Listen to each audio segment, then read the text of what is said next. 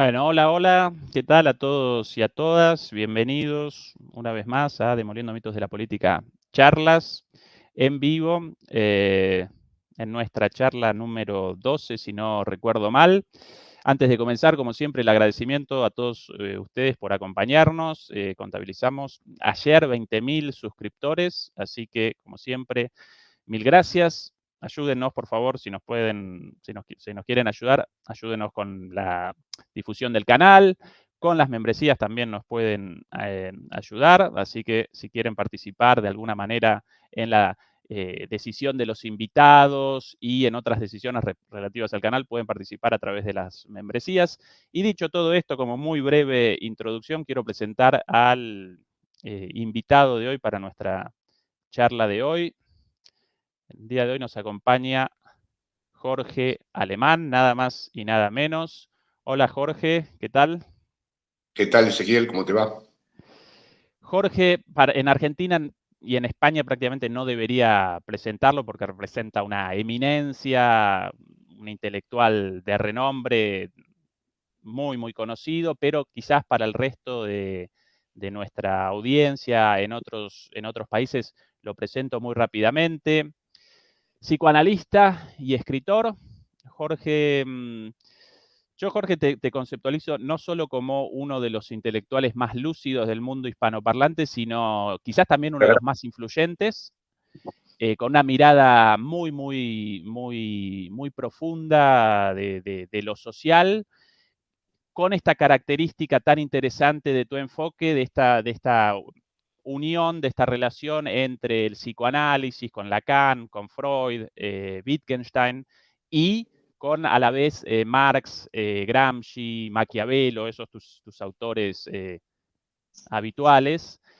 Así que esa la presentación, Jorge. En el día de hoy queremos establecer el foco en primer lugar en la cuestión de las extremas derechas. Jorge, en este momento vos aparecés, perdón, en Buenos Aires presentando tu libro, ¿verdad? Tu último libro, Breviario Político del Psicoanálisis. Sí, voy a presentar dos libros, el Breviario Político de Psicoanálisis y un libro de poemas, que se llama La Hora del Rechazo. Ajá, con poemas tuyos de tu juventud, ¿verdad? Por lo leído ahí en página 12. No, poemas míos actuales. Actuales, ajá. He seguido, he continuado, he insistido con eso. Bueno, todo el mundo invitado a la lectura del libro. Yo lamentablemente carezco de una copia, así que no vamos a poder deliberar sobre el libro en particular, pero seguramente algunas cosas leídas y entrevistas tuyas vistas también sobre el libro, así que muchos de los temas esos van a aparecer hoy. Quería comenzar, Jorge, con el fenómeno de la nueva extrema derecha. Presenciamos el avance de la nueva extrema derecha en Europa, en Estados Unidos, en América Latina, en algunos casos con la llegada a los gobiernos, en otros casos no, pero aún así como alternativas electorales competitivas. Comencemos por ahí. ¿Cuál es tu interpretación de esto? ¿A qué responde el fenómeno? ¿Cuáles las causas de esto? Bueno, yo desde hace muchos años he trabajado por la vía de Lacan una elaboración que la hice bastante conocida en mis ensayos sobre el discurso capitalista, que sería muy complejo abordar aquí, pero voy a describir una serie de sus características para dar cuenta de tu pregunta.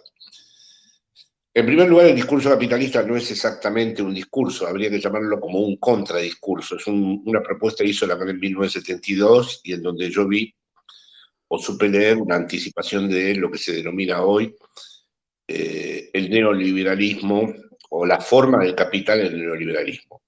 El discurso capitalista Lacan lo elaboró a partir de sus distintas intervenciones sobre el texto de Marx. Entre las propiedades de ese discurso, las que me parecieron muy específicas para relacionarlas con la extrema derecha, es que Lacan dice que el discurso capitalista es un movimiento circular sin corte alguno y tiene todo el tiempo un proceso de aceleración que conecta a todos los lugares y que destruye los legados simbólicos. Esa es la primera cuestión y lo que diferencia al capitalismo industrial y a las derechas que eran correlativas al capitalismo industrial, a lo que ha surgido en el neoliberalismo bajo la modalidad de la extrema derecha, que es una agenda híbrida.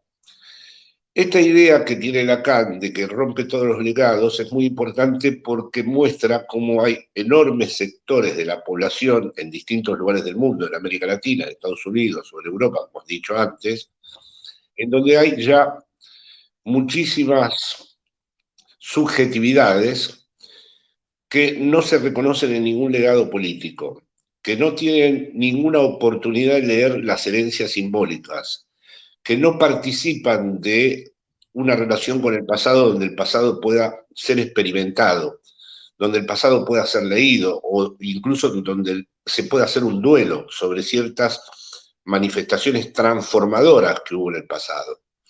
Esto deja un espacio flotante en donde viven miles de sujetos, en donde hay una imposibilidad de reconocerse en historia alguna. Y por lo tanto, son sujetos susceptibles de ser capturados por los distintos dispositivos mediáticos, digitales, de las redes, etcétera, etcétera. De tal modo que esa remisión a la historia, que era tan importante en la vida política de distintos países, ha quedado suspendida hasta tal punto que en muchos casos se percibe a la política, he utilizado un neologismo para esto, no política, todo junto, como un elemento parasitario, como si fuera algo que verdaderamente es una intrusión en la realidad, la política como un elemento superfluo, intruso, y como incluso en algunos lugares como algo que se deshumaniza, como lo hicieron los viejos fascismos históricos, que el primer procedimiento para verdaderamente aislar eso que quieren segregar, eso que quieren discriminar, es separarlos de toda humanidad posible. En estos casos, estas agendas son híbridas, dije antes, porque no los podemos reconocer como los miembros de los partidos fascistas. Es decir, es una agenda que ha transformado a las derechas clásicas con los mismos personajes de antes, pero asignándoles un nuevo lugar, en derechas que todo el tiempo ponen en juego el desacople que se ha producido entre la democracia y el capitalismo. Ese desacople no se había producido en los tiempos históricos del capitalismo industrial. Es un fenómeno propio del neoliberalismo en donde verdaderamente las subjetividades han sido producidas directamente y han sido producidas de tal manera que, como lo señalaba antes, no tienen relación con ningún punto de anclaje histórico. La propiedad fundamental del discurso capitalista, o una de sus propiedades fundamentales, es, como dije antes, el rechazo a los legados históricos, la imposibilidad de acceder a ellos, la imposibilidad de reconocerse en esas herencias. Aparecen estos fenómenos que a las derechas solo referían a los inmigrantes o a algunas determinadas minorías y ahora directamente han logrado atribuirle esa dimensión extraña, esa dimensión segregada, a los propios gobiernos nacionales y populares o a los gobiernos progresistas en Europa. Por ejemplo, en el gobierno de España eran castro-bolivarianos, son la coalición que gobierna España es castro-bolivariana, pero en América Latina también son populistas, utilizando la palabra populista en un sentido sin ningún rigor teórico, porque el populismo no tiene nada que ver con aquello que la ultraderecha hace funcionar como tal. Otra característica de este discurso capitalista, que sería como la lógica interna del neoliberalismo, es no solo este rechazo de la interpretación histórica que le permitiría a un sujeto asumir una posición política, sino también una erosión de los vínculos sociales, una manera de desconectar a los sujetos en relación al tejido social. Hay una permanente erosión de todos los vínculos, lo que vuelve muy problemática, vamos a decir, la manera de transmitir a la política, porque la familia, las relaciones de amor, las experiencias con la propia historia, las experiencias con la poesía, la experiencia con el arte, las experiencias ritualizadas de la política, van teniendo cada vez menos efectos operativos y se produce entonces un nuevo posicionamiento que, como dije antes, hace que los sujetos solo se refieran a un presente absoluto. En ese presente absoluto, otra gran coartada del neoliberalismo es que este neoliberalismo aparece, vamos a decir, en un sentido histórico absolutamente distinto a cómo fueron los fascismos clásicos. Voy a dar un ejemplo de esto. Bueno, el ejemplo de Freud. Para Freud, entrar en una cultura exige una cierta renuncia. Si no se renuncia a determinadas pulsiones, no existe el lazo social. La condición de posibilidad de que haya vínculos sociales es que se diga que no a ciertas pulsiones. Es una reformulación del contrato social viejo de Rousseau, no como condición de posibilidad para que exista el vínculo. La ultraderecha, en cambio, gracias a estos dispositivos acelerados, en donde han roto los legados simbólicos, lo que formula es que no hay que decir que no hay que renunciar a nada, que el sujeto se tiene que hacer cargo él mismo de su propio destino y de su propia suerte, y que ese pedido que le hace la política progresista o le demandan los movimientos nacionales y populares es absolutamente falso, es un interés, no es en favor del bien común. Por lo tanto, vuelve muy incómoda la posición de las posiciones progresistas o nacionales y populares, porque se tiene que poner del lado del no. Doy un ejemplo que conozco muy cercano por Madrid. La presidenta de la Comunidad de Madrid, como de la ultraderecha, dice que no hay que hacer ninguna restricción energética. Dice que en Madrid no se van a apagar las luces, ni se va a dejar de usar la electricidad.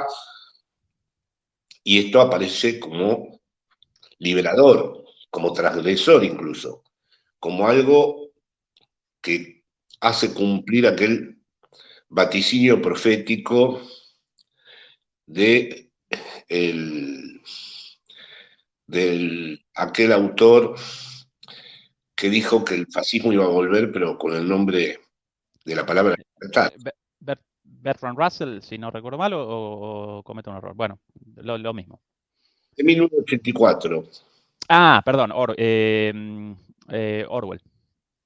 Orwell dijo el fascismo va a volver, pero con el nombre de libertad. Bajo el nombre de libertad. Pero claro, ¿qué es esta libertad? Es por un lado ese rechazo a los legados simbólicos, por otro lado esa libertad participa del deshilachamiento de todo el tejido social y es finalmente, y esto está más encubierto, una idea muy sistematizada en el neoliberalismo de reducir toda la relación costo-beneficio. Es decir, me conviene vender un hijo, me conviene cortarme un brazo, debo separarme de un novio o una novia, debo dejar de tener tal amigo. Es decir, atrás de ese no, en nombre del bien común, aparece verdaderamente sistematizado un mundo en donde si se relaciona ese mundo con la función costo-beneficio, es imposible ya generar cualquier proyecto político. Esto es lo que le da una situación bastante incómoda, al menos actualmente, a las izquierdas y a los movimientos nacionales y populares que por primera vez tienen que ser ellos los que se ponen del lado del no. Freud mismo decía, bueno, hay que decir que no para ingresar a la cultura, pero si una cultura no satisface las necesidades primordiales, merece ser destruida. Ahora, en este caso, la tentación con la que, vamos a decir, opera la ultraderecha es, bueno, no digas que no, porque ese no es un robo de políticos. Son ellos los que te están estafando. Ese robo funcionó en todas las lógicas de la agenda híbrida de la ultraderecha. Funcionó con la cuarentena, que fue vivida como una imposición de los estados, funcionó en el despliegue mismo de la pandemia, en donde se negó prácticamente lo que eran sus verdaderas incidencias, y funciona actualmente en diversas formas de negacionismo, porque evidentemente cuando ya no hay más historia, cuando ya no hay más legados simbólicos que leer, por ejemplo en Argentina por primera vez se están escuchando reclamos a favor de la dictadura de nuevo, reivindicaciones de los militares, burlas hacia los desaparecidos. Hubo cosas tremendas en estos días a raíz de la muerte de la madre fundadora de las Plazas de Mayo, Eve de Bonafini. Es decir, muestran un nuevo, como diría Maquiavelo, humor social altamente peligroso, porque han aparecido miles de seres a los que la historia no les dice absolutamente nada, y que además están en condiciones de, al haberse retirado del marco de los vínculos sociales, establecer unas condiciones de odio inéditas. Porque si se retira el lazo social, que es una de las grandes barreras del odio, el odio siempre tiene que buscar lugares donde pueda ser sublimado, donde pueda volverse ambivalente, donde el adversario te moleste pero no lo quieras destruir. Pero si esa barrera social se extingue, lo que se obtiene es un odio puro, una promoción del odio inédita. Para darles una idea de esto, el diario de derechas de la Argentina tuvo que interrumpir los twitters referidos a la madre de la Plaza de Mayo, Eve de Bonafini, porque ese propio diario, a pesar de que admite insultos todos los días, quedó desbordado por la crueldad, por la excesiva obscenidad de los insultos. Y no te digo las cosas como estoy en Buenos Aires que he escuchado por televisión.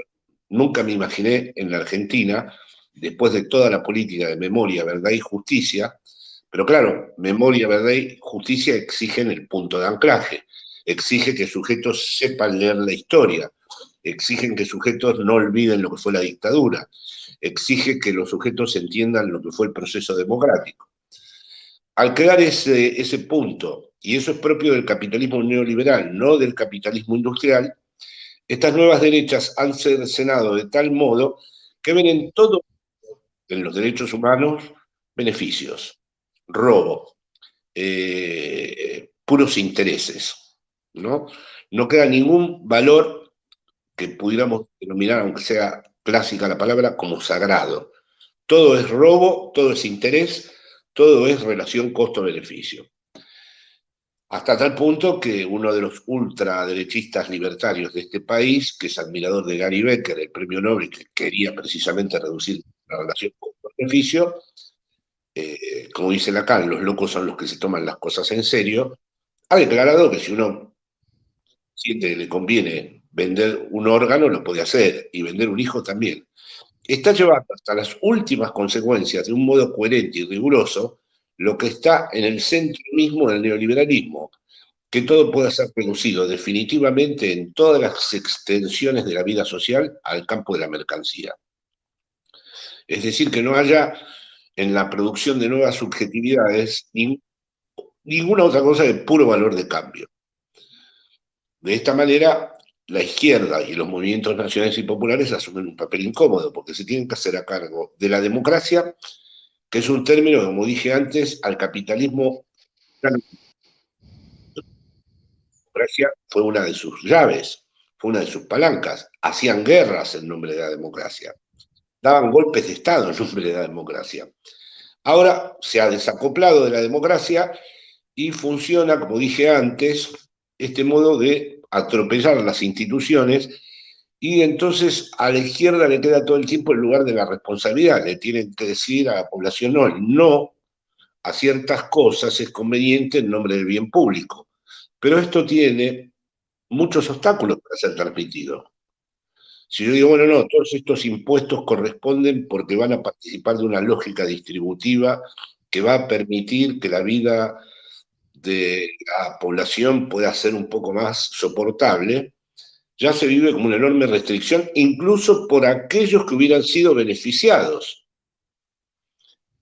Luego, después hay una transformación radical del concepto de interés. El concepto de interés hay que separarlo definitivamente de la utilidad. Al no estar ese punto de anclaje, esto lo experimenté mucho con los inmigrantes en Madrid. El líder de la ultraderecha dijo que todos los inmigrantes eran unos cerdos. Yo estaba hablando con un joven peruano que iba a votar a la ultraderecha, le mostré porque llevaba en el teléfono el vídeo del líder de la ultraderecha, en donde afirmaba esta barbaridad, y me dijo que eso no iba con él. Así que no votan contra sus intereses, como se suele decir y repetir por todas partes en un mantra mundial. Votan por sus intereses, pero esos intereses ya no se dejan entender en los términos de la utilidad clásica o en los términos marxistas clásicos de interés de clase. Votan por intereses simbólicos, intereses identificatorios, intereses imaginarios, en donde, por ejemplo, el inmigrante siente que ya pertenece a un mundo y no quiere que ese mundo sea invadido o contaminado con los que van a venir después. Aún que uno explique que después la política que van a hacer esos gobiernos van a tarde o temprano llevar a esos sectores a un nivel de vulnerabilidad mucho mayor. Entonces, yo diría que esas constantes han producido una mutación antropológica de las derechas históricas en estas nuevas ultraderechas. Hace años que digo que en Argentina, Juntos por el Cambio, por ejemplo, es ultraderecha, cumplen con todo el canon de la ultraderecha. Negaron la cuarentena, negaron las imposiciones del Estado en nombre del bien público, relativizaron de manera absoluta la deuda, empezaron a manejar íconos en las movilizaciones donde se burlaban de los desaparecidos, hubo un montón de simbolizaciones en donde verdaderamente esos que habían desaparecido ya no pertenecían al país, ya no eran, ya estaban expulsados de la comunidad. Eso sí es una constante, como dije al principio, de los fascismos históricos. Hacer un recorte y mostrar que hay un sector que está deshumanizado y no pertenece al conjunto al que uno cree o imagina pertenecer. Lo que pasa es que porque ya no se trata de los inmigrantes, ya se trata de todo tipo de manifestación política que se inspire en algo transformador o democrático o progresista o nacional y popular. Después los distintos nombres de este asunto dan para otra discusión.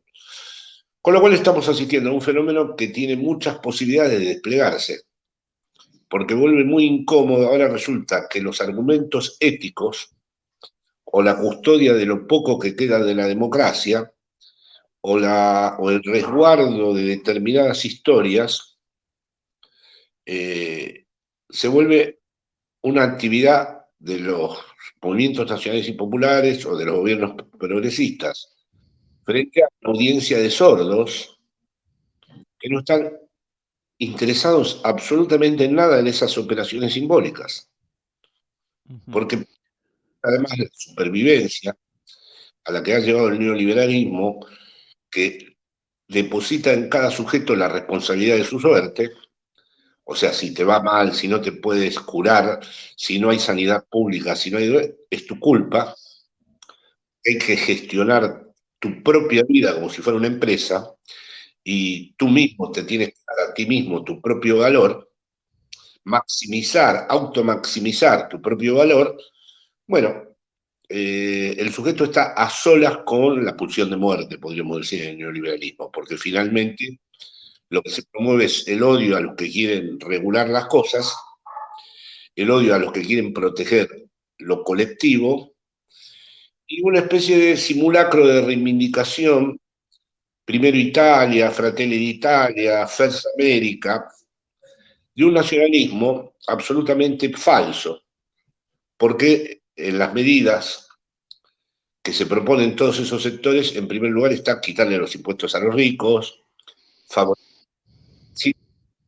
a las grandes corporaciones, y no queda en absoluto nada de lo que sí hubo en los fascismos históricos, que fue un intento de darle un lugar a la soberanía.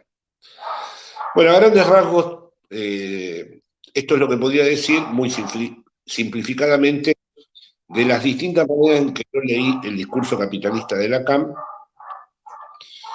para explicar al neoliberalismo como una estructura que iba tarde o temprano a incidir sobre las subjetividades de tal manera que las iba a capturar en una lógica en donde esas subjetividades buscaran, con tal de que pudieran destruir lo que odian, destruirse a sí mismas. Sí. Súper interesante tu interpretación. Jorge, vos estableces el foco en la construcción del discurso capitalista neoliberal y sus consecuencias para la sociedad y para el individuo, con el establecimiento de una disociación entre el sujeto y la historia, el sujeto y un legado. Aparece esto de lo no político, como vos lo llamás, la desaparición de la renuncia. ¿En qué lugar, Jorge, para vos aparece lo material, la interpretación material de este fenómeno? Realizo la pregunta, Jorge, porque así como el neoliberalismo genera todos estos efectos ahora, durante los años de gloria del neoliberalismo, los primeros años del neoliberalismo, los años 80, los 90 en particular, eh, en ese entonces, de alguna manera, el discurso capitalista neoliberal generó todos estos efectos, pero eso no determinó la aparición de una extrema derecha, al menos no inmediatamente. ¿Sí? La nueva extrema derecha aparece a partir de los años, de mediados de la década pasada, 2015 más o menos. ¿Cuál es el lugar de lo estructural en el sentido de lo material, de lo económico, dentro de tu interpretación? Hay que entender que quedó de lado y absolutamente por ahora cancelada la idea de revolución. En la idea de revolución se trataba de transformar las relaciones sociales de producción, según la tesis de Marx de que había una contradicción inherente en el capitalismo entre la tasa decreciente de beneficio y las relaciones sociales de producción. Yo mismo participé de una generación que no hablábamos de distribuir mejores ingresos, sino de cambiar las relaciones sociales de producción. Esto es impracticable. Estamos en un momento histórico de duelo con respecto a la palabra revolución. De tal manera que quedó solamente distribuir la tasa de beneficio, cosa que tiene a su cargo los movimientos progresistas, los nacionales y populares y todo. Resulta que hay cada vez más personas que están por fuera de las lógicas distributivas. Por ejemplo, hay un montón de personas que hace años que ya se habituaron a vivir trabajando, como se dice vulgarmente, en negro, sin ninguna formalidad. Y no les mueve demasiado ya el hecho de tener una inscripción simbólica distinta. Y además, toda esa experiencia que he señalado antes del surgimiento del neoliberalismo no se había llevado por delante enteramente al estado de bienestar. El desbrozamiento del estado de bienestar ha empezado recientemente en los últimos años, en donde el neoliberalismo ha hecho mucho más efectiva la idea de que cada uno se tiene que buscar la vida. Y como hay muchos que ya se buscan la vida, por ejemplo, el discurso de la izquierda, todo el mundo tiene que tener una relación laboral que sea legal, que cumpla con todas las condiciones formales de una relación laboral, a miles de personas ya no les dice nada. Hay miles de personas que están fuera de esto. Y hay miles de personas que están fuera de esto, pero no del mercado. Porque si uno va a un lugar en donde habita de una manera cruel y radical la pobreza, eso no impide que haya mercado. Uno va a una villa miseria y no, para ajustarme a la definición de Marx de la pobreza, no están satisfechas las necesidades materiales. Pero sin embargo se ve intercambio de droga, de plasmas, de armas tuneadas o falsificadas, plasmas, y que hacen a un tipo de intercambio en el mercado. Quiere decir que hay toda una vida del mercado y una vida del empresario de sí mismo, como estudió Foucault el nacimiento del neoliberalismo, que está puesta en curso y que no acepta las regulaciones que propondría, no le dicen nada, no las ve como verdaderas, no les resultan creíbles las promesas de las izquierdas o de los movimientos nacionales y populares, porque ya están capturados en la inmediatez del mercado en el que se mueven. Bien. Economía popular, porque el concepto de economía popular sería un modo de volver a articular a esos sectores que han quedado marginados del mundo oficial, digamos así, del mercado, en un mundo de economía cooperativa y colectiva que no estuviera despolitizado y que encontrara en los propios recursos de ese trabajo colectivo un proyecto político al cual sumarse.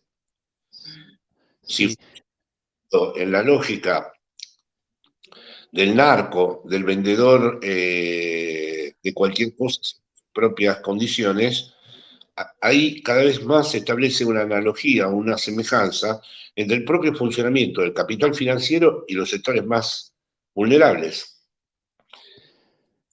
Bien. Yo, Jorge, realizo una interpretación similar del fenómeno. La presento simplemente para generar una contraposición de ideas. Yo realizo una interpretación similar del fenómeno en el siguiente sentido. Para mí, el auge de la nueva extrema derecha, la expansión de la nueva extrema derecha, responde a la crisis del orden neoliberal, entendido como un orden económico, pero también político y cultural, ¿sí? Por un lado, el neoliberalismo genera desigualdad, por otro lado, genera el vaciamiento de la democracia, y en lo cultural, bueno, lo que vos presentás también genera una subjetividad hiperindividualista y la única posibilidad de una salida para los sujetos ahistóricos a través de una salvación individual, ¿no? Pero eso para mí aparece como una consecuencia de la crisis del neoliberalismo, no del capitalismo, sino del orden neoliberal. Para vos representa, de alguna manera, una consecuencia del éxito del establecimiento del neoliberalismo, o el mismo neoliberalismo en su propia dinámica va a generar esto, no por una crisis, sino que el propio funcionamiento del neoliberalismo genera el surgimiento de la extrema derecha en última instancia. Esto último considero, es decir, por empezar, Sí, no considero crisis en el capitalismo nunca. Es decir, es un poco la confusión, si se llaman así, con todo el respeto, del marxismo. Imaginar que de modo inmanente el capitalismo iba a ser transformado por sus propias contradicciones y que iba a haber un sujeto histórico destinado entonces a hacerlo colapsar, precisamente por la contradicción entre el desarrollo de las fuerzas productivas y la tasa decreciente de la ganancia. El capitalismo está demostrado ahora que vive de la crisis y que puede desarrollarse en el interior de un colapso, en el interior de una guerra, en el interior de la destrucción y seguir funcionando. de No lo acuerdo, pero y no una crisis del no del capitalismo, sino de una forma del capitalismo, el capitalismo neoliberal. Pero el neoliberalismo no me parece a mí, en mi caso, un Sí. subcapitalismo, sino la manera que hoy en día el capitalismo tiene como forma, como modalidad estructural. Otra Ujú. cosa, en la línea de tu planteamiento, Sí. pensar que el neoliberalismo es una consumación de esa crisis. Que el neoliberalismo dé paso a otro capitalismo. Eso ya depende, entre otras cosas, de factores geopolíticos, porque no olvidemos que por primera vez hay una potencia mundial que le está disputando a Estados Unidos su hegemonía en el capitalismo, que es China, que tiene una modalidad de desarrollo de sus fuerzas productivas que no es específicamente neoliberal, aunque no, no deja de estar contaminada con eso.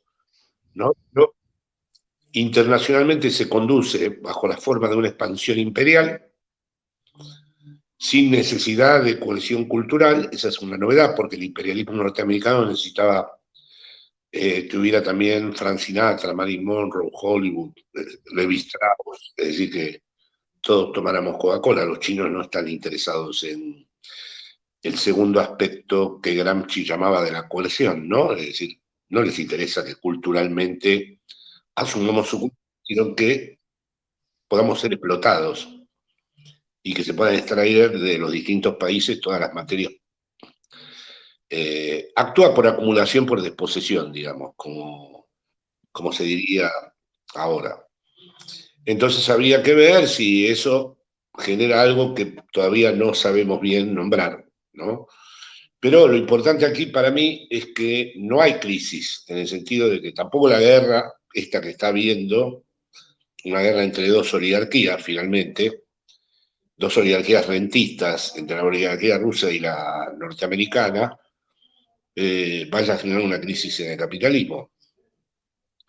Incluso te diría más, por ahora le está yendo bien a Estados Unidos con esto.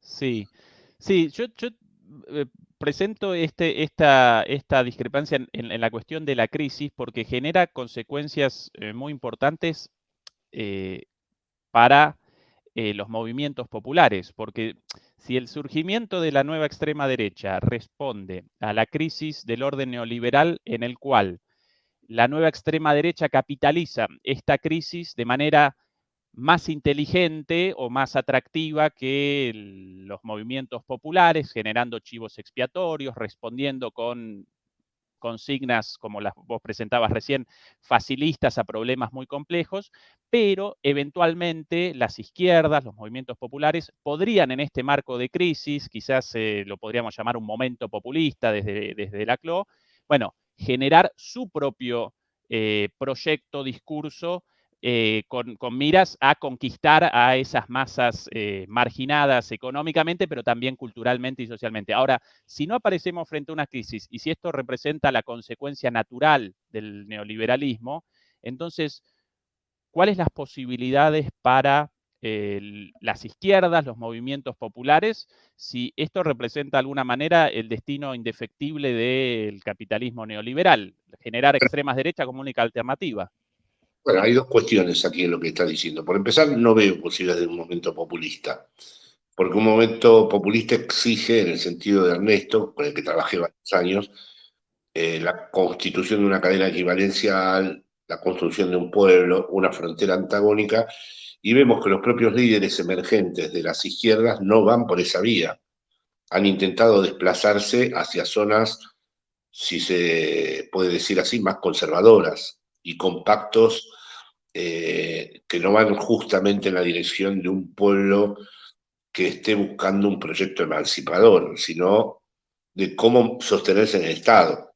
Lula acaba de ganar y si no hubiera sido por el apoyo inmediato de Estados Unidos y de Europa, las cosas se hubieran puesto complicadas.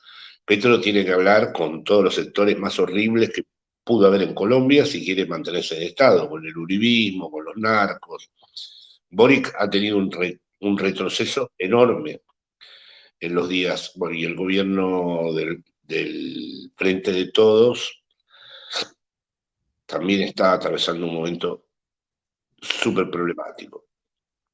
Así que yo no veo el momento populista. Lo que estoy de acuerdo en lo que estás diciendo es que sí hay un problema en este modo que tiene el neoliberalismo de ser en el mundo, digamos, que es tal vez su fracaso en la gobernabilidad, que no sabemos cuánto va a durar, pero es un hecho que cada vez que toman los gobiernos, luego realmente la devastación es tan grande que, bueno, Trump duró un mandato, Macri duró un mandato, Bolsonaro duró un mandato. Ahí sí veo una rendija.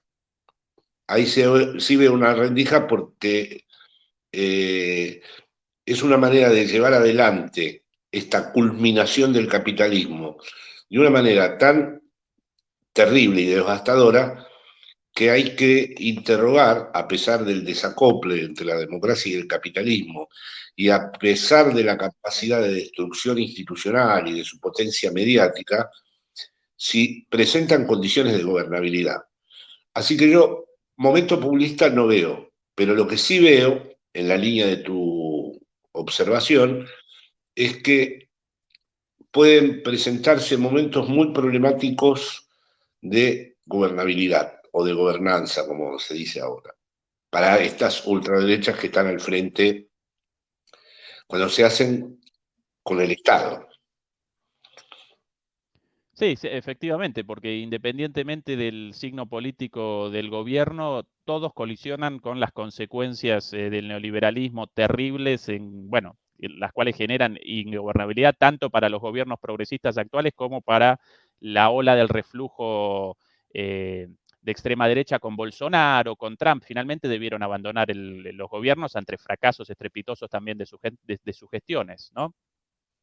Pero como has dicho al principio, abandonan, pero no se extinguen políticamente. Claro. Eso ten en cuenta. Se constituyen en una presencia todo el tiempo amenazante y desgastante del proyecto que asume. Es decir, no pueden gobernar bien, pero no dejan gobernar, y ese es el impasse histórico en el que estamos. Bien. Y Jorge, en ese impasse histórico, ¿cuál la perspectiva más inteligente para las izquierdas, para los movimientos populares en América Latina? Porque aparentemente ante esta situación podrían o bien realizar un giro hacia la moderación, y esa parece la alternativa elegida, bueno, por el gobierno en Argentina, por Lula, por Boric, incluso los intelectuales más ligados a los gobiernos populares en América Latina realizan una conceptualización de esto como la segunda oleada. Recuerdo a Álvaro García Linera, ¿no?, presentando esto como una segunda oleada y caracterizando esta segunda oleada como más moderada debido a las dificultades del tiempo histórico. Entonces, podrían, o para un giro hacia la moderación o un giro hacia la osadía también, hacia el otro lado tal vez. ¿Cuál, en tu opinión, la alternativa más inteligente, o no pueden ninguna de las dos, o deberían hacia otro lado? ¿Cuál es la En respuesta desde nuestro esto soy, lugar? esto soy maquiaveliano, ¿no? En el sentido de que creo que regla que determine si hay que ser moderado o hay que ser osado. Es decir, me parece que hay que verdaderamente combinar las dos cosas. Es decir, como dice Maquiavelo, fortuna y virtud, ¿no? Eh, Está siempre la contingencia de la fortuna y está también la virtud. Y habrá que ver cuál es el momento para ser osado y cuál es el momento para ser moderado. Eso ya forma parte del propio arte de lo político. Porque en el propio arte de lo político no hay una regla, no hay una meta regla que diga, este periodo debe ser un periodo de moderación. Bueno, no. Tal vez podría entusiasmarse con la política un enorme sector de la población si hubiera medidas osadas. A la vez, esas medidas osadas no pueden dejar de ser eficientes, no pueden ser catastróficas, no pueden estar inscriptas en una lógica sacrificial, en donde uno se enamore de la osadía sin calcular sus efectos. Entonces, ahí sobre esto verdaderamente no veo que exista una regla. Existe una regla. Depende mucho también del humor social. Depende mucho también de la consolidación de un gobierno en su proyecto popular, de cómo pueda construir un pueblo.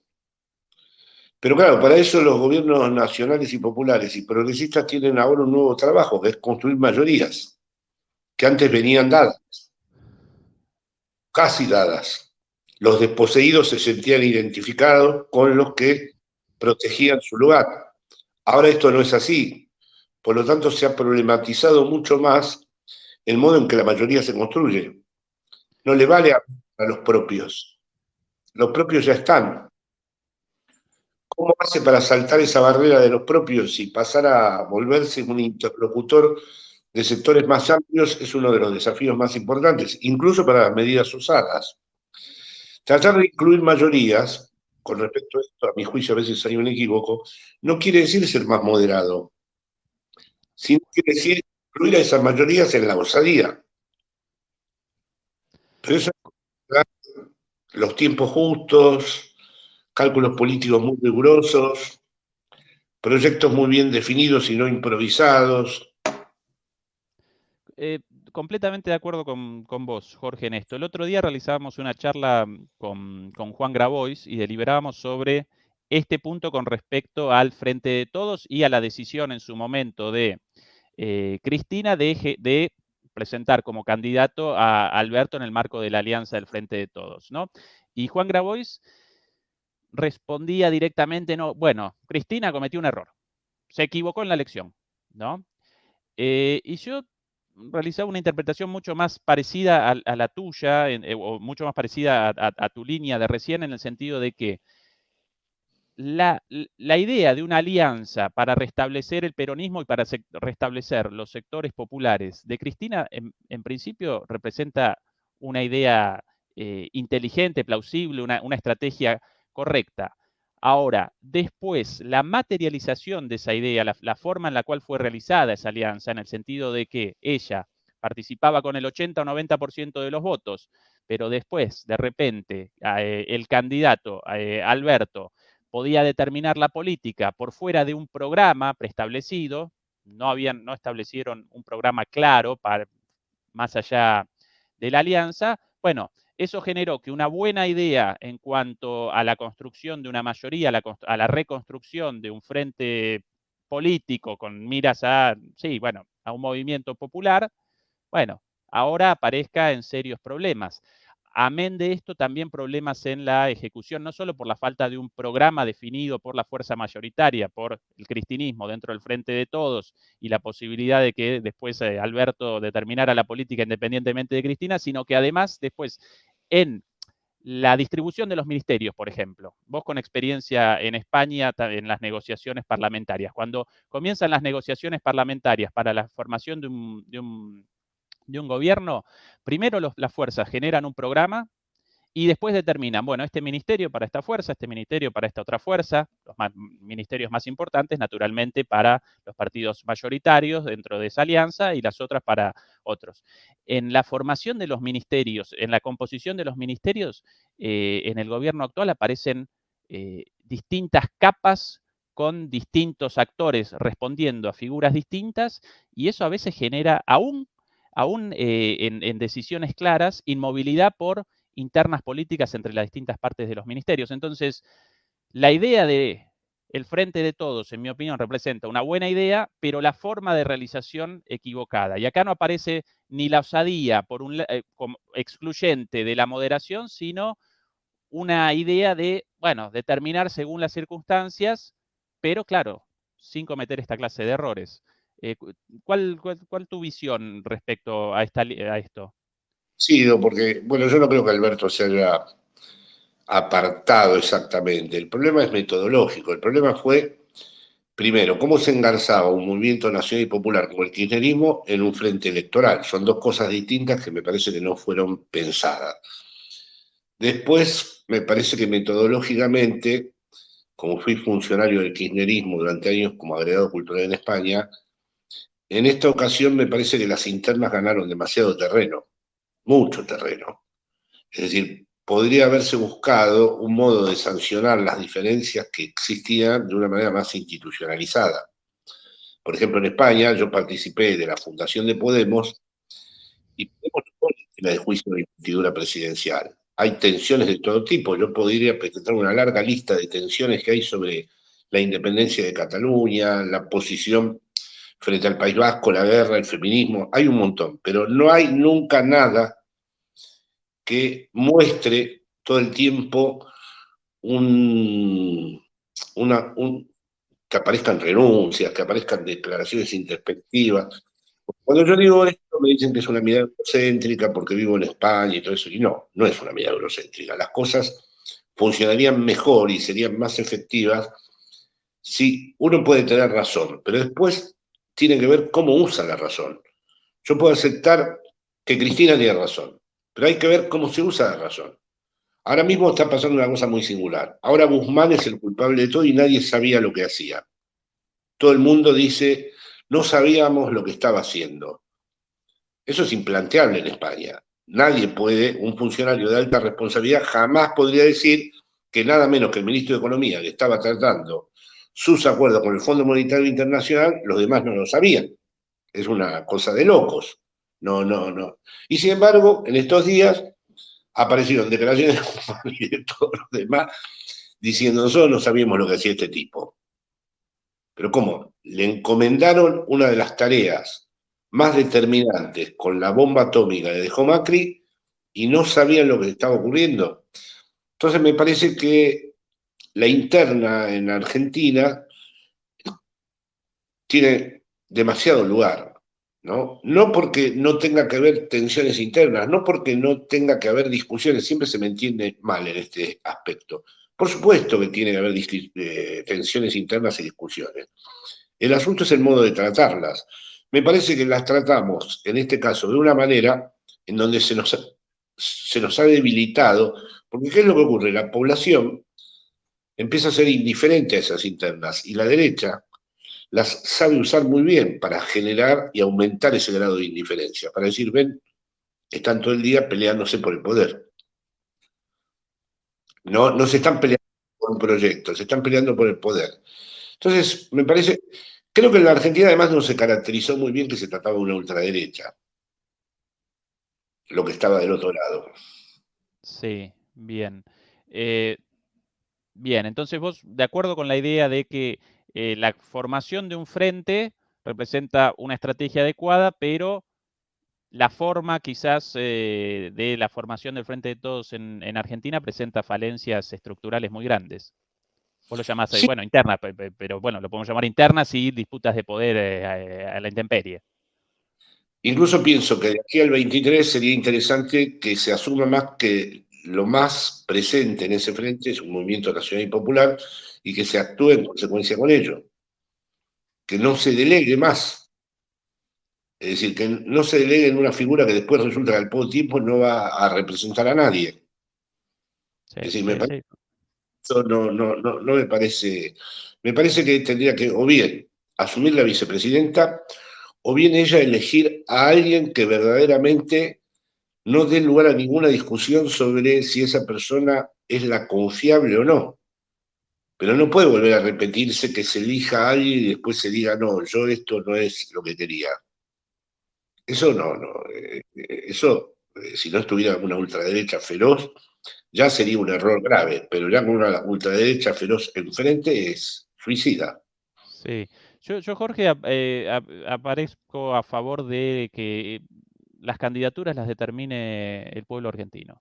O en todo caso el pueblo kirchnerista, si lo querés llamar de otra manera.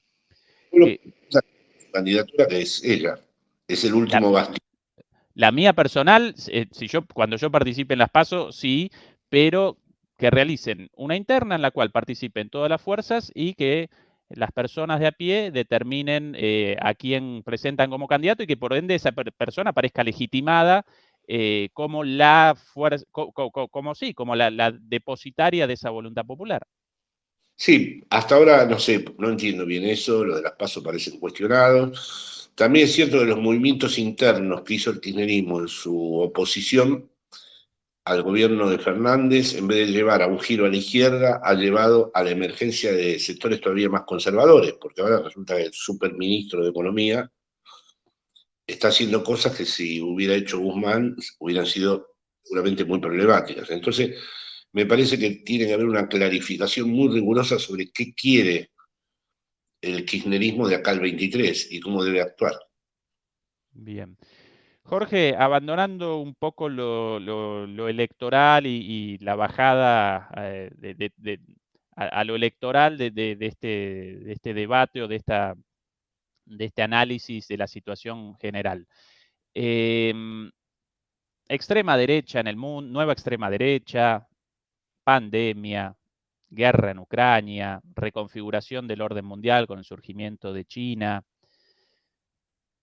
¿Qué, qué características podría presentar el capitalismo en las sociedades capitalistas en los próximos años? ¿Podríamos aventurar algunos trazos de esa sociedad futura o difícilmente podamos ahora por esta situación de crisis permanente?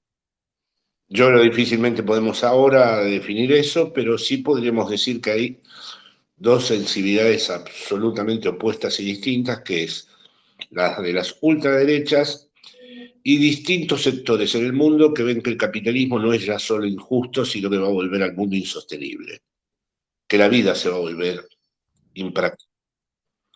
Bueno, habrá que ver en esa disputa, que en principio no aparece como muy favorable del lado de los que presentan objeción al capitalismo, pero también siento que ha surgido. también es cierto que cada día hay más personas que dicen de distintas maneras, con distintas estrategias narrativas, que el capitalismo no tiene ya posibilidades de que este mundo sea habitable. Bueno, tendremos. Y, El problema es que esto no cae bajo el paradigma de la revolución. La revolución era el fin del capitalismo, el fin de la barbarie, ¿no? Ahora no se va a disparar contra Google o contra Amazon, ¿no? Entonces, ¿cuál es la modalidad política de la salida del capitalismo? ¿Y cuál es el tipo de imaginación política que puede imaginar o concebir una sociedad postcapitalista? Se ha vuelto verdaderamente problemática.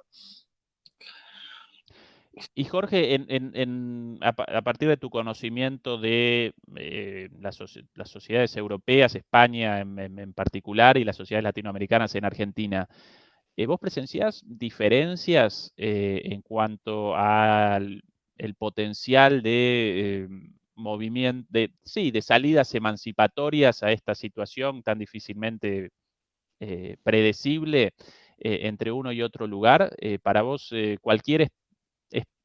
cualquier esperanza de una salida a esto, o incluso de un empeoramiento, ¿aparece distinta en Europa y en América Latina o no tanto? ¿Cuál tu visión? Dice, porque la ultraderecha se ha, digamos, independizado, su desarrollo es incluso independiente, o por lo menos relativamente independiente de los errores del gobierno progresista. Por ejemplo, la coalición en España ha sido bastante interesante. Es la primera coalición de izquierda que ha hecho muy bien las cosas. La alianza entre el PSOE, Podemos y las izquierdas ha dado lugar a cosas muy interesantes. Yolanda Díaz es un proyecto político muy bueno, el de Sumar. Igual la ultraderecha, si suman al Partido Popular con Vox, ya ganó en un montón de regiones de España. Quiere decir que aunque hayas hecho las cosas bien, y este es uno de los problemas en este análisis, las cosas se ponen bastante difíciles. Ahora, a mí me parece que, por ejemplo, en las estructuras políticas progresistas, como es en el caso de España e incluso el de Portugal, hubo más una conciencia más anticipada de lo que era el fenómeno de la ultraderecha, en todo caso, porque finalmente la ultraderecha pertenece a la tradición europea, ¿no? Ujú. Hubo derechas atroces en América Latina, pero la formación de lo político, la vida de derecha, la vida de ultraderecha, es algo más situable en España. Los españoles tuvieron 40 años de franquismo, ¿no? Claro, sí, para ese lado, sí, por eso precisamente mi pregunta. Por cierto, sobre el final de nuestras charlas, Jorge, siempre respondemos algunas de las preguntas de los de la audiencia, así que si quieren ya pueden comenzar a realizar preguntas y si aparecen cosas interesantes por ahí. Eh, Más allá de la evaluación del gobierno progresista en España y del gobierno del Frente de Todos en Argentina, para mí aparece una diferencia estructural entre las sociedades, en particular en cuanto al tratamiento de las dictaduras, bueno, el proceso de memoria, verdad y justicia en Argentina y los 40 años de franquismo de alguna manera siempre latentes en España. Y quizás también en la existencia del peronismo como eh, un movimiento con un potencial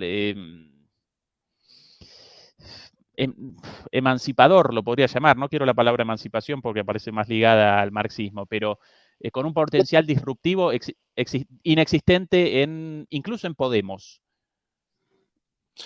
Bueno, voy a matizar esto, Sí, Ezequiel. He estado varias veces mi dedo acusador en España, así que estoy sí. autorizado. Ustedes no han investigado esto, no han hecho esto, no han hecho otro. Pero hay que decir una cosa, que mientras Hitler tomó a París en 26, 27 días, y en otros lugares de Europa pasaron cosas semejantes, en España el alzamiento nacional se encontró con el pueblo entero entregado a luchar por la vida armada. Maestras, niños, mujeres, campesinos, y tuvo que matar a millones de personas para implantarse. Entonces, Se puede decir todo esto legítimamente. No han podido resolver, recién ahora hay una memoria histórica que tiene consecuencias políticas muy leves. Por supuesto que el ejemplo argentino es incomparable y ejemplar. Es lo único que verdaderamente todavía sigue siendo un motivo de orgullo claro en la Argentina. Ahora, es como si con Videla se hubiera levantado la población, lo que pasó en España, ¿eh? O sea, no fue cualquier cosa. El proyecto de la República contenía elementos revolucionarios y cuando se lo destituye, va todo el pueblo a la lucha. Y eso no se puede olvidar. Sobre todo porque al lado hubo regímenes que dieron la bienvenida al fascismo. Sí, de acuerdo con vos, Jorge, pero algo también similar en el caso de Chile, con una tradición socialista muy grande, democrática, una tradición democrática, pero de alguna manera borrada por los, ¿cuántos? 20, 30 años de pinochetismo después. El pinochetismo es una fatalidad que todavía sigo confirmando cuando voy. No, pero en España, como si se hubiera levantado Pinochet y se hubiera enfrentado a la población entera. Sí. O sea, en Ajá. España hubo, lo vuelvo a recordar, hubo que matar a muchos, ¿eh? Y mandar al exilio a millones. Y tener campos de concentración hasta los años 60 y pico. Y tener miles de desaparecidos. Ujú. Entonces, o sea, en España hubo una derrota en el sentido total del término, porque hubo una gran confrontación. Bien. Jorge, no, puede que la gente aparezca un poco asustada, no están realizando preguntas, quizás, bueno, la densidad y la profundidad de tu análisis genera un poquito de vergüencita en algunos de los, bueno, en la audiencia. No aparecen por ahora preguntas, pero quizás, quizás redondeo yo con una pregunta un poquito por fuera de los temas hasta ahora. ¿Estarás al tanto, aparecerás al tanto de la postura de Zizek respecto al conflicto, a la guerra en Ucrania y a un giro últimamente bastante, ¿cómo llamarlo? Bueno, sí, de posturas bastante paparulas de Zizek últimamente. Eh, ¿Cuál tu visión de esa deriva última de Zizek? No lo seguí mucho, lo conozco desde hace años personalmente a él, ha escrito cosas interesantes, luego sus posiciones políticas, es finalmente un europeo, ¿no? Y un hombre que al final, como esloveno que es, y como alguien que surgió de la vida stalinista, va a apoyar el proyecto europeo, ¿no? Yo no comparto eso. Ahora, tampoco comparto, como me pasó acá en Argentina, donde fui insultado de todas las maneras posibles, que Putin es el hermano de Lenin, o el directo de Perón y de Cristina. No, me parece Sí, que no estoy ni con la OTAN, ni con Estados Unidos, ni con Putin. Tuve la suerte de haber conocido al ruso, de ir a Moscú, me di un grupo de izquierda muy perseguido, y ahora están exiliados en Georgia, porque fueron llamados todos a fila, y ahora mandó a los presos a las filas, y ya mandó a los chechenos, y no estoy tampoco a favor de Ucrania. Quiero decir, a esta altura tengo el derecho a no considerar emancipador, para usar la palabra, ni a Putin ni a las democracias occidentales. No veo una lucha entre la democracia y la autocracia. Veo una pelea entre las ideologías y una disputa en el interior del capitalismo. Guerra, el capitalismo tenía las guerras en las periferias, ahora las guerras están en el centro. Pero es una guerra en el interior del capitalismo. Y muchos de los desenlaces posibles van a tener que ver con las distintas modalidades que asume el capitalismo a partir de ahora. Hoy por sí, hoy esa guerra ha beneficiado. Finlandia y Suecia quieren entrar en la OTAN ha aumentado todos los presupuestos, el dólar y el euro se han emparejado y hay una consolidación de como el gran vendedor del petróleo y el gas de Estados Unidos. Así que el supuesto daño que yo escuchaba acá en Argentina de Putin le iba a hacer al mundo unipolar no se ha cumplido.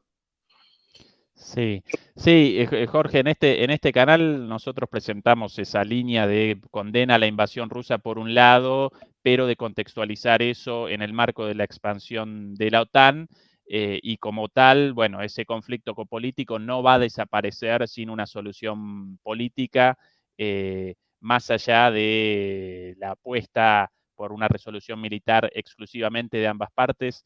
En algunos lugares de América Latina, efectivamente, de acuerdo completamente con vos, la lógica del enemigo de mi enemigo representa a mi amigo aparece con Putin, cuando aparece un capitalismo estadounidense contra un capitalismo oligárquico ruso, en esta... Desde que Rusia condecoró a Viola y defendió a Videla como el militar democrático, se acabó para mí.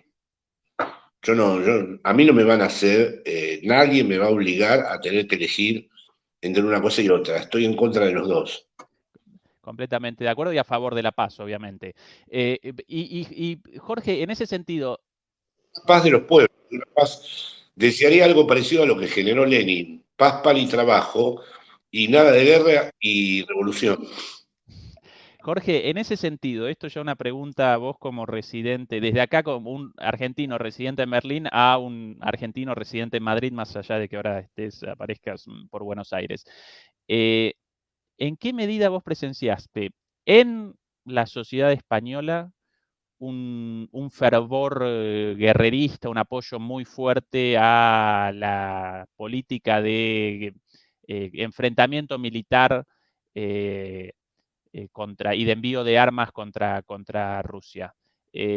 Porque en los medios, en general, el discurso aparece muy clarito. Yo en la sociedad alemana, no, más allá de quizás una pequeña fase inicial, no apareció ese discurso tan, sí, belicista en el común de la gente, por lo menos en mi ámbito. ¿Cuál es tu visión de eso? En España tampoco apareció. De hecho, además, si nos remitimos a los hechos concretos, le mandaron juguetes a Ucrania. Nunca hubo una decisión de la OTAN de rearmar de verdad a Ucrania. Es más, ahora están distanciados a raíz de lo de Polonia. Entonces, no. Si fuera por los españoles no les interesa nada. Les interesaría que los sentara a todos, les regalaran lo que haya que regalarle a Putin y que la guerra termine. O sea, la visión ahí que tiene la población es absolutamente solidaria de lo que sucede con el mercado. Es decir, hay inflación y les molesta, hay restricciones energéticas y les molesta, y la verdad es que no veo ninguna simpatía ni por Ucrania, ni por... No, lo que hay es una... Independientemente de cómo se elijan los responsables, por supuesto que en la izquierda está mucho más clara la presencia de responsabilizar tanto a la OTAN como Putin, ¿no? Es una idea, si ven el programa de Pablo Iglesias de la base, los expertos que Pablo convoca siempre muestran estas dos particularidades. No veo en la izquierda una solución como la que me has descrito de CISE, de defender Europa como la gran reserva democrática. Pero hay un interés de decir, bueno, que terminen con esto, porque lo que se sabe es que si la dimensión nuclear entra en juego, puede ser algo irrefrenable, puede haber algo de gran destrucción. Y la gente tiene derecho a sentir que no quiere la destrucción del planeta. Claro que sí. Jorge, un placer, un privilegio y un placer la charla hoy con vos. Pocos intelectuales pueden comenzar una conversación sobre extrema derecha, de ahí realizar un salto a la situación política argentina y redondear con la guerra en Ucrania. Aparece el micrófono a tu disposición por si querés algo en el tintero o la promoción de tu libro. El No, cierre es no, tuyo. no. Les recomiendo mi último libro, que es muy fácil de leer, pues se leen, los textos son autónomos, es un breviario, como si fuera un mini diccionario, y te agradecería mucho que me envíes el recorte de esto, así lo cuelgo en mis redes. Bueno, el enlace, esto está apareciendo en vivo ahora por YouTube y después va a aparecer en el canal. Inmediatamente después de esto, enviado el enlace y ahí cliqueable eso y ahí para tus redes, Jorge. Tengo un canal yo también que se llama Punto de Emancipación, que viendo, Conocido. porque entrevisto a distintas figuras de España, de Argentina, ahora de Italia, en fin. Vistas varias de las entrevistas súper interesantes con Iñigo, con Pablo Iglesias, bueno, súper. Yo uno de los suscriptores de tu canal. Así que bueno, si nos quieren ayudar, ayuden también o acompañen el canal de Jorge. Punto de Emancipación, si no recuerdo mal, en YouTube, en el cual realiza entrevistas con un nivel elevadísimo, una cosa súper interesante, a figuras políticas e intelectuales, no solamente de España y de Argentina, sino en general del mundo hispanoparlante. Así que, bueno, hasta acá la charla de hoy. Otra vez, mil gracias por esta oportunidad, Jorge, y bueno, seguramente hasta algún momento cercano en el futuro con otra conversación. Hasta la próxima, compañero, gracias.